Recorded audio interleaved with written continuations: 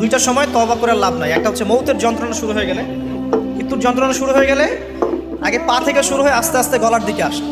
হাদিসে যেমনটা এসেছে, সূরা ওয়াকিয়ার মধ্যেও আছে যে পায়ের দিক থেকে যন্ত্রণা শুরু হয়ে আস্তে আস্তে আস্তে আস্তে এই গলার দিকে আসে, এবং আত্মাটা গলার এখানে যখন চলে আসে, এখান থেকে মালাকুল মউত আত্মাটাকে নিয়ে চলে যায় এবং চোখ দিয়ে তাকিয়ে থাকে মানুষ। রুহটা চলে গেলে মানুষ চোখ দিয়ে তাকিয়ে থাকে, দেখবেন এই কারণে মৃত ব্যক্তি তাকিয়ে থাকে, চোখ খোলা থাকে।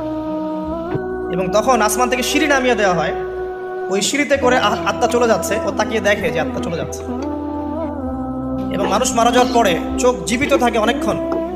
মেডিকেল সায়েন্স যারা পড়েছে তাদেরকে জিজ্ঞাসা করবেন, মানুষ ডেড হয়ে গেলেও চোখ দেখবেন আরও কয়েক ঘন্টা, হয়তো আরও নির্দিষ্ট একটা সময় পর্যন্ত চোখটা কিন্তু জীবিত থাকে।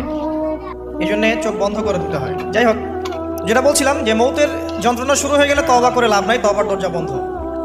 আর পশ্চিম দিক থেকে সূর্য উঠে গেলে তওবা করে লাভ নাই, তওবার দরজা বন্ধ।